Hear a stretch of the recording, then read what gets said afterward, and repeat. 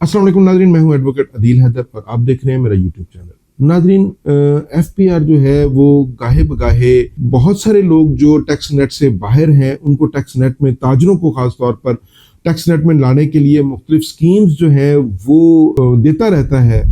और आज तक जितनी भी स्कीम्स आई हैं उनमें से अक्सरियत नाकाम हो गई हैं और इस दफ़ा फिर एक स्कीम दी गई है छोटे ताजरों के लिए कि वो टैक्स नेट पे आए और एक बड़ा लिक्रेटिव सा एक मैसेज बना के दिया गया है। उसके अंदर फ़ायदा भी है और वो हम आपके सामने स्कीम जो है वो सामने रखेंगे और उसके ऊपर एक अपना एक नाक़िस सा तज्जिया देंगे कि वो स्कीम है क्या और इसका फेट क्या निकल सकता है। जो छोटे ताजर हैं वो बहुत बड़ी तादाद में टैक्स नेट से बाहर हैं और उनको जो है टैक्स नेट में लाने के लिए इस दफ़ा जो छोटे ताजरों को स्कीम दी है वो 1% की स्कीम दी गई है या 25,000 रुपये के, जिनका जो टर्नओवर है वो 20 करोड़ रुपए से कम है। इसको पहले 10 करोड़ रुपए था, इसको बढ़ाकर 20 करोड़ रुपए किया गया है। ये सिर्फ उनको एक एग्जम्पशन देने के लिए।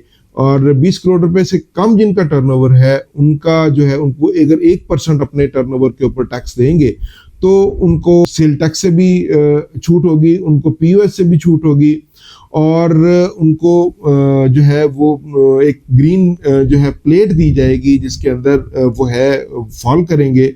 और जब भी कोई इंस्पेक्टर या एफपीआर का कोई बंदा आएगा तो वो अगर वो ग्रीन प्लेट लगी होगी तो वो वापस चला जाएगा।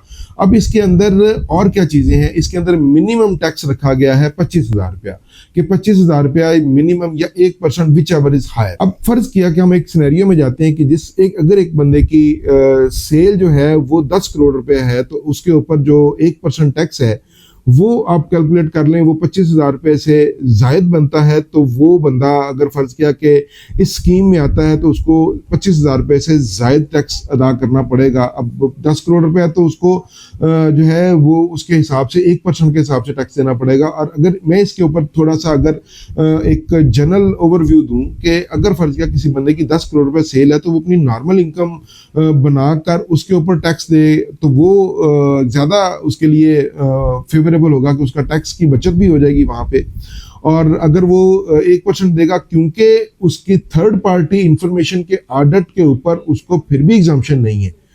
ये नहीं है कि उसको सारी एग्जम्पशंस दे दी गई हैं जो इस जो है स्कीम के अंदर फॉल करेगा। वो थर्ड पार्टी अगर कोई इंफॉर्मेशन आ जाती है, कोई किसी थर्ड पार्टी इंफॉर्मेशन से मुराद ये कि अगर उसने कोई कंसीलमेंट की है तो कंसीलमेंट की अगर इंफॉर्मेशन उसके पास एफबीआर के पास आ जाती है तो उसका ऑडिट हो सकता है और उसका ये उसको एग्जम्पशन नहीं है। तो दूसरी तरफ भी यही है कि अगर फर्ज किया कि उसका कोई थर्ड पार्टी इंफॉर्मेशन आ जाती है तो उसका भी ऑडिट हो जाएगा। अब वो क्यों 10 लाख रुपया सेल टैक्स इनकम टैक्स अदा करेगा, जबकि वो अगर 10 करोड़ रुपया इनकम बनाएगा तो वो क्योंकि वो टर्नओवर पे टैक्स देना उसने, और अगर उसको सेल्स के ऊपर अपनी इनकम कैलकुलेट करेगा, परचेजेस निकालेगा, एक्सपेंसेस निकालेगा, ओवरहेड निकालेगा और डायरेक्ट इनडायरेक्ट एक्सपेंसेस निकालने के बाद अगर फर्ज किया कि उसकी 10 करोड़ रुपए में से 15 लाख रुपया अगर फर्ज किया कि उसकी इनकम होती है तो वो जो है वो उसके ऊपर टैक्स अदा कर देगा। बहरहाल ये एक बहुत बड़ा इसके अंदर जो है वो लूप होल्स भी है।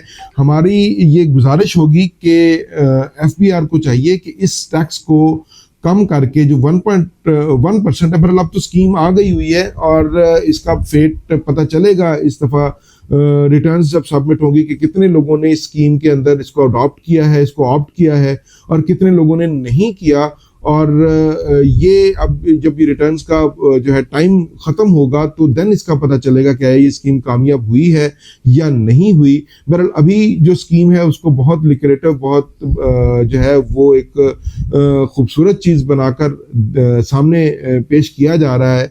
अब ये लोगों के ऊपर डिपेंड करता है कि आया वो स्कीम के अंदर फॉल करते हैं या नहीं करते। बहरहाल हमारा जो मकसद था वो ये था कि हमने आपको स्कीम की निटी-ग्रिटी बतानी थी कि स्कीम के अंदर बेसिकली है क्या और ये स्कीम किस तरह काम करेगी। एग्जम्पशन जिसके अंदर है मगर मुकम्मल एग्जम्पशन नहीं है, ऑडिट आपका फिर भी हो सकता है और थर्ड पार्टी इंफॉर्मेशन के ऊपर। बहरहाल ये जो चीज़ें थी ये हमने आपको बताई कि जो छोटे ताजरों के लिए 1% की स्कीम आई है वो उसके ऊपर उसका क्या जो है इसका इम्प्लीमेंटेशन कैसे होगी और वो स्कीम क्या कहती है और इसके बारे में कानून क्या कहता है। नाज़रीन, आज के लिए इतना ही, इजाज़त दीजिए। अल्लाह हाफिज़।